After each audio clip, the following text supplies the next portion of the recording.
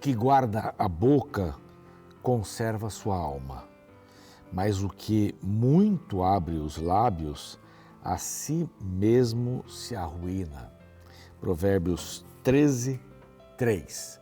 Essa é a palavra de Deus que hoje vem trazendo aqui nesse curto versinho, que a gente sempre inicia o programa, o problema da língua, da boca, do falar muito. Quanto mais a gente fala, mais possibilidade de errar a gente tem, né? E aqui diz assim, o que guarda a boca conserva a alma. Mas não é ficar calado também, em silêncio profundo, não é? A Bíblia não está dizendo isso, né? Mas o que muito abre os lábios, fala demais, vai cavando a sua cova por aí. Então, palavras bem ditas, né? Benditas aí. Palavras benditas, na hora certa, no tom certo. Às vezes, estava falando aqui com o Rafael na questão de relacionamentos, né? Às vezes a gente não precisa falar o que pensa na hora. Pode esperar um pouco. E depois de algum tempo, você pensa, nem vou falar nada, né? É bem interessante essa questão do domínio da boca, da língua, das palavras, porque as palavras não são como as pipas, né? Pandorga, papagaio. Você levanta lá em cima, o vento leva, guarda e vai embora para casa. As palavras, quando você solta, elas não voltam mais. Essa é a palavra de Deus. E este é o programa Reavivados por Sua Palavra, aqui da TV Novo Tempo. É um privilégio muito grande a gente acordar cedo e estudar a palavra, né? Arrumar a cama e sair para ser Jesus para as pessoas. Esse é o moto aqui do nosso programa. O programa Reavivados por Sua Palavra está no NT Play, você pode ver ali outros conteúdos também, está no Deezer, no Spotify, desde Gênesis 1 até o capítulo de hoje, que vai ser o Salmo 73. Temos também o nosso canal no YouTube. E olha, ali nós já estamos nos aproximando dos 500 mil inscritos.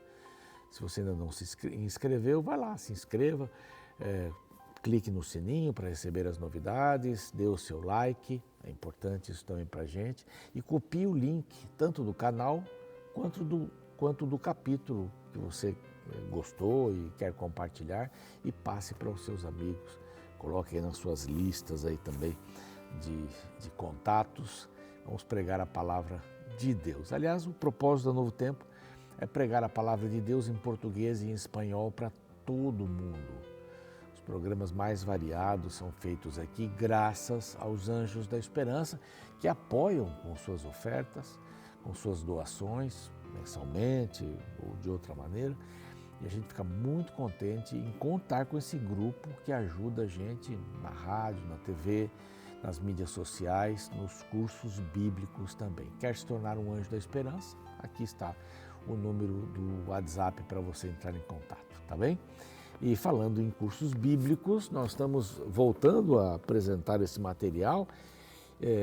Não é tão recente, a gente já usa há bastante tempo, da Bíblia Fácil, né? Um guia de estudo sobre as profecias de Daniel. Vale a pena, vale muito a pena. Tem muitas pessoas que pedem estudos proféticos, não tem algum material, eu indico essa revista aqui. Há outros também, mas nós estamos fazendo aí uma campanha muito forte para este tema tão empolgante. Você quer essa revista gratuitamente, ela vai pelo correio, basta você mandar uma mensagem para este outro WhatsApp aqui, e você vai receber no conforto do seu lar aí esta maravilhosa revista com esse tema empolgante.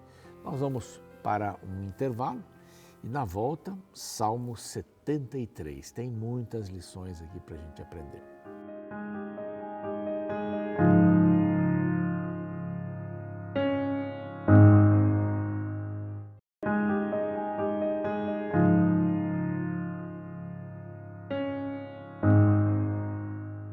Muito bem, já estamos de volta para estudarmos juntos o Salmo 73.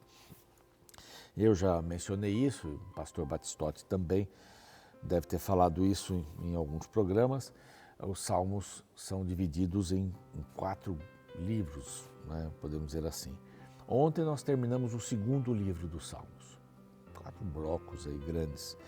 E hoje vamos começar o 3º livro, que vai do capítulo 73, ou Salmo 73, até o Salmo 89.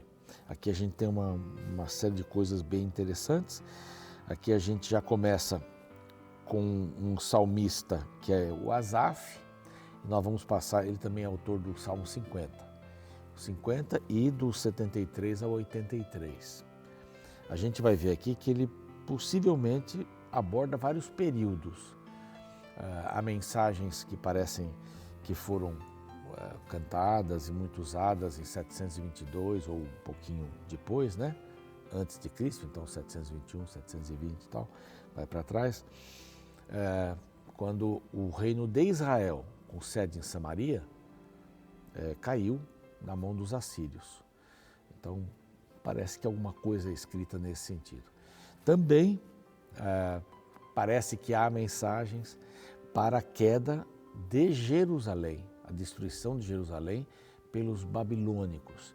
Então, você pode pensar assim, nossa, esse camarada viveu tanto, né? Não, é porque, além de se chamar Asaf, ele foi um daqueles que acompanhou, não é? Que era o músico, o levita que acompanhou a arca vindo para Sião, né? Quando Davi trouxe a arca de volta. Ele era um dos que estavam ali. Essa é a época dele, né? Do reinado de Davi, mais ou menos por aí. E havia outros cantores também ali, claro. Mas ele aparece em outras épocas, parece que está em outras épocas. São descendentes ou são cantores ou compositores que também se chamavam Asaf. Tá? Então, eles estão reunidos todos aqui, menos o Salmo 50, que está lá para trás, como nós já vimos aqui.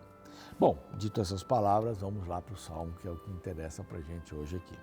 O Salmo 73 é um momento que Asaf levanta a sua dúvida e acaba tendo uma consideração de resposta.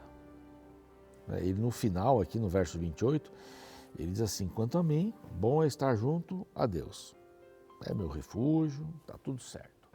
Mas ele levanta uma questão muito séria que hoje nós também podemos levantar essa questão, e muitos a levantam, né? É olhar para os outros e se medir pelos outros. Começa aqui, esse é o princípio. A gente vai entrando devagarinho aqui. Você olha para alguém e se mede pelos outros. Eu não tenho isso que a pessoa tem.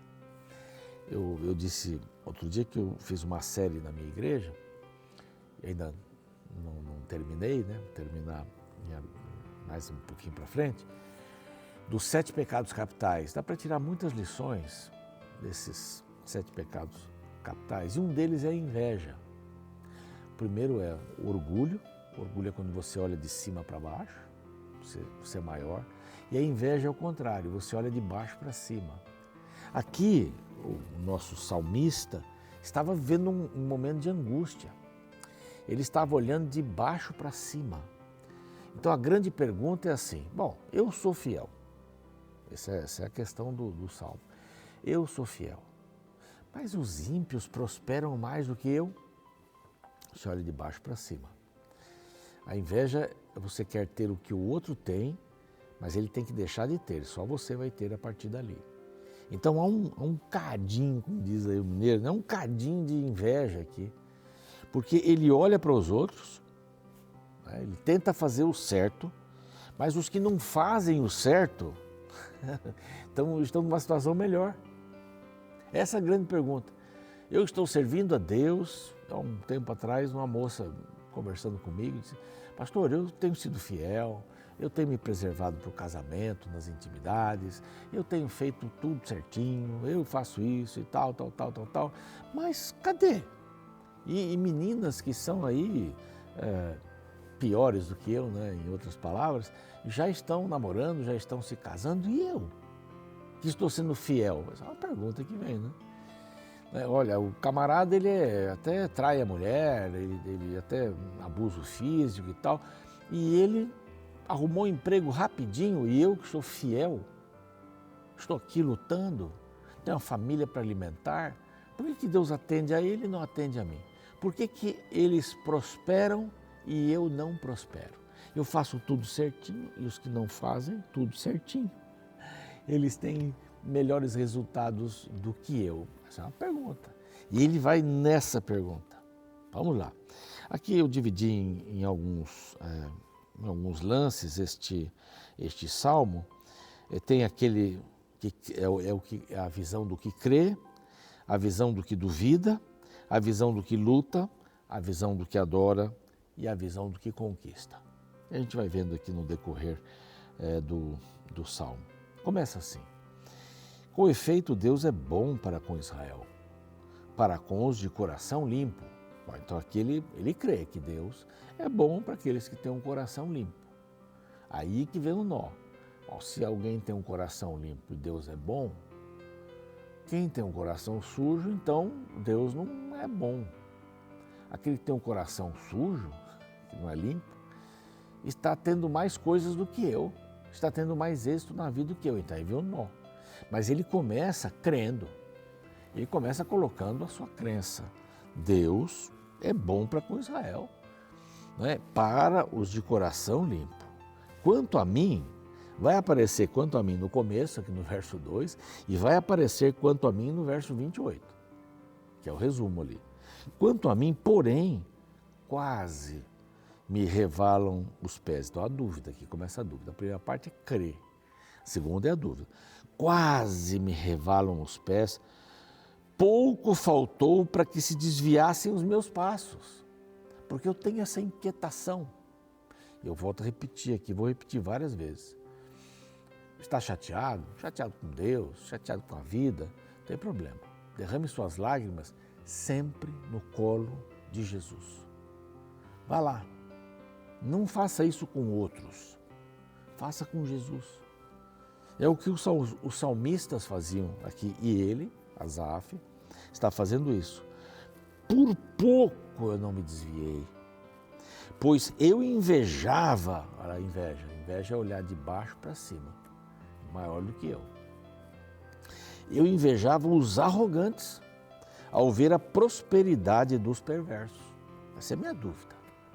Quase eu me desviei do caminho, quase os meus pés se perderam, faltou pouco, porque eu tenho essa dúvida, porque eu invejava, porque os arrogantes prosperam. Por quê? E aí vem a questão da luta. Para eles, não há preocupações, seu corpo é sadio, não partilham das canseiras, verso 5, dos mortais, nem são afligidos como os outros homens. Ele apresenta pelo menos 4 itens aqui de coisas que eles estão, se eles estivessem falando uma outra linguagem, estão de boa. Nada acontece com eles. Está bem, estão fazendo tudo errado, então estão bem. A polícia não nos para na rua, mesmo não tendo documento nenhum no carro, e a carteira estourada em pontos. Mas para aqueles que são bons. Aqui diz assim: motejam e falam maliciosamente da opressão, falam com altivez, falam muito. Eles não falam a linguagem do amor. Eles são altivos. E está tudo bem, estão de boa. Contra os céus desandam a boca. Falam mal de Deus. Então, a luta, né? Por que eles são assim? Eles têm tudo isso e não têm os problemas que nós, meros mortais, temos. E vai ter mais. Eles são populares, por isso o seu povo se volta para eles. No verso 10. São populares. E diz: como sabe Deus? Acaso há conhecimento no Altíssimo? Eles pensam que podem enganar até Deus. Tem mais. Eis, verso 12, eis que são estes os ímpios, e sempre tranquilos aumentam as suas riquezas. Não é? A gente faz o que é certo e não dá nada certo e sofre. Eles fazem o que é errado e prosperam. Bom, com efeito inútil, conservei puro o coração e lavei as mãos na inocência. Quer dizer, parece que é inútil a vida daquele que quer fazer tudo certo, quer permanecer na videira. Onde estão os benefícios? É a parte da adoração. Se eu pensar em falar tais palavras, já aí teria traído a geração dos meus filhos. Eu não vou espalhar, eu vou escolher não espalhar descrença. Quer dizer, eu creio, eu tenho essa dúvida danada, porque que eles prosperam, mas se eu estou pensando aqui, estou falando com o Senhor, mas se eu for espalhar isso, é pior. Então, leve sempre as suas dúvidas para o colo de Jesus. Em só refletir para compreender isso, achei muito pesada a tarefa para mim. Escolhi adorar o Senhor. Até que entrei no santuário e atinei com o fim deles. Aí, olha, toda a diferença. Este é o verso, não é o agora, é o depois. Agora pode estar tudo bem, eles podem estar prosperando, trocando de carro, viajando, não é? Tendo lá suas casas enormes, tendo seu emprego, tem saúde. Mas aqui ele está dizendo assim, mas eu atinei no fim deles. Eu olhei adiante, eu olhei o resultado daqueles que confiam no Senhor e daqueles que não confiam. É o resultado. E aqui ele vai mencionar várias coisas, né? O verso 23, então vem a conquista. Todavia estou sempre contigo, tu me seguras pela minha mão direita. Aí vai, verso 24, tu me guias e depois me recebes na glória. Tu me guias com seus conselhos.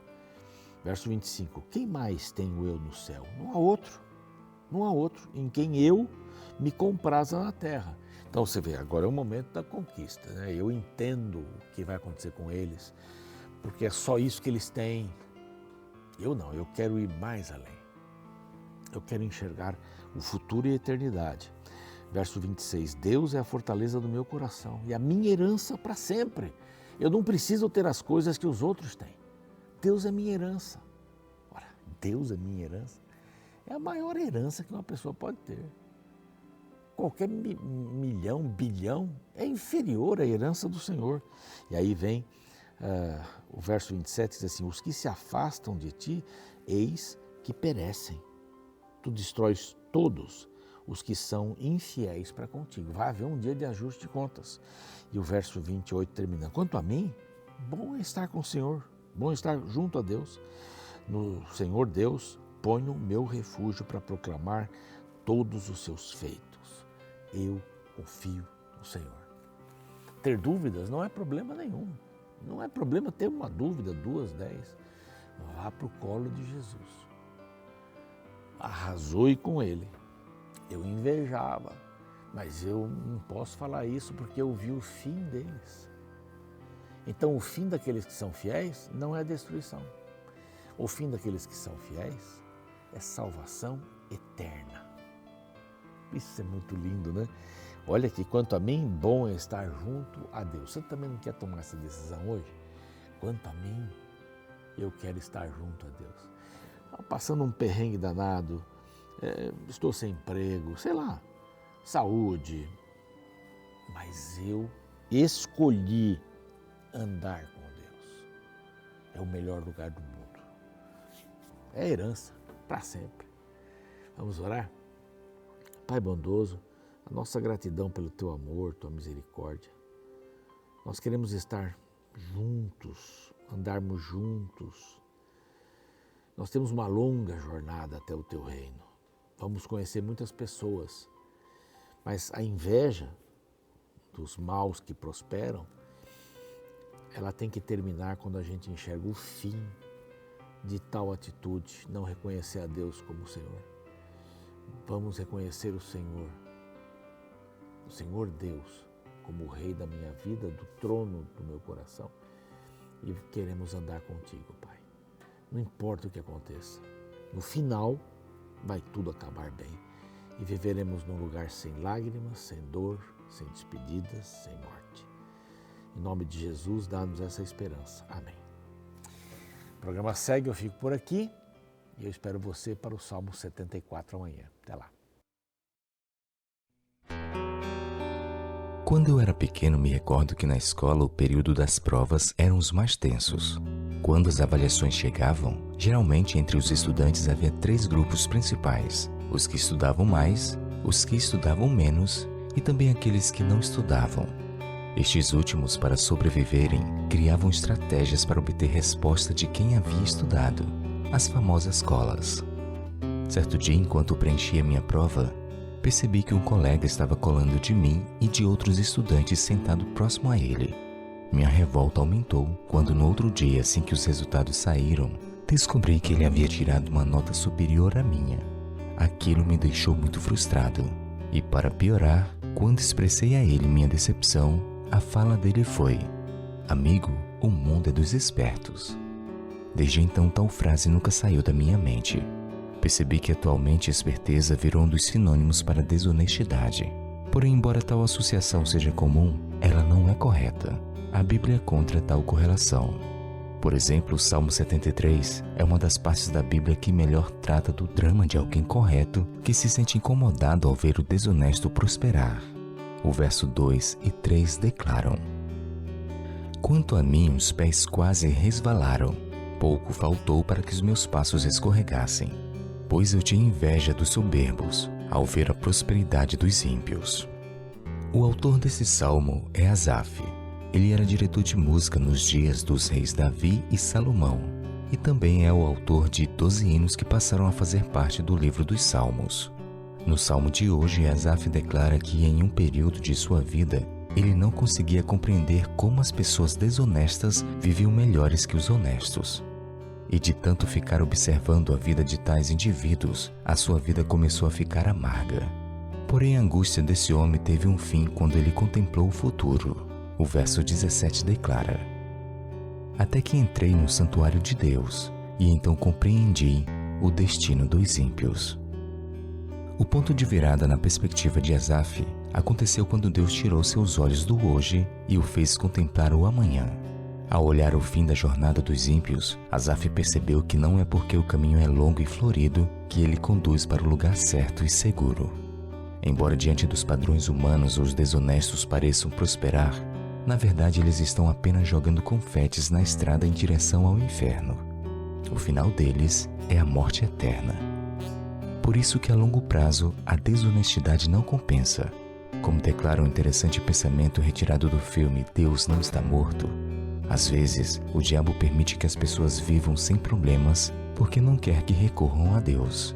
Seu pecado é como uma cadeia, só que tudo é lindo e confortável lá dentro. Não há necessidade de sair. A porta está aberta, até que um dia o tempo se esgota, a porta da cela se tranca e então é muito tarde.